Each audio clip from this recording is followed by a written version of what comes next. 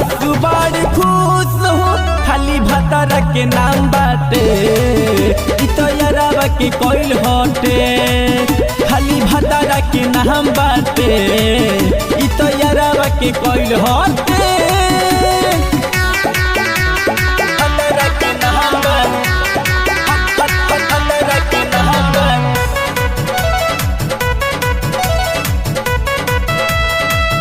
Music by Mantosh मनीत। कखनो मानाही मन तबो न माने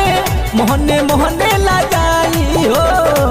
यारवा की कोइल तोहिए नु गइल कैसे सखी बताई हो कैसे सखी बताई हो कखनो मानाही मन तबो न मानी मोहने मोहने लगाई हो यारवा के कोइल तोहिए नु गइल कैसे सखी बताई हो लइका के मुँह सखी यारवा से मिलता लइका के मुँह सखी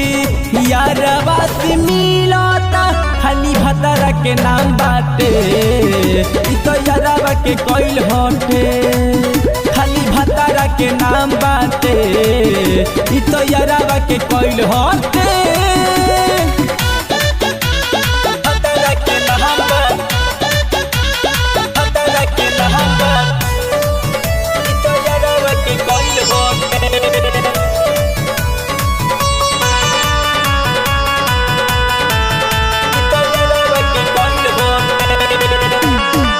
कैसे बताई हम बहुते लाजाई उनकर कोइल न हरे हो धनंजय मंतो से कहे नैहर के बात हम कैसे उनके बताई हो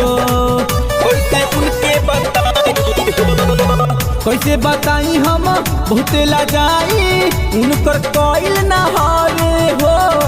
धनंजय मंतो से कहे नैहर के बात सखी कैसे उनके बताई हो यारवे के खाली उ तो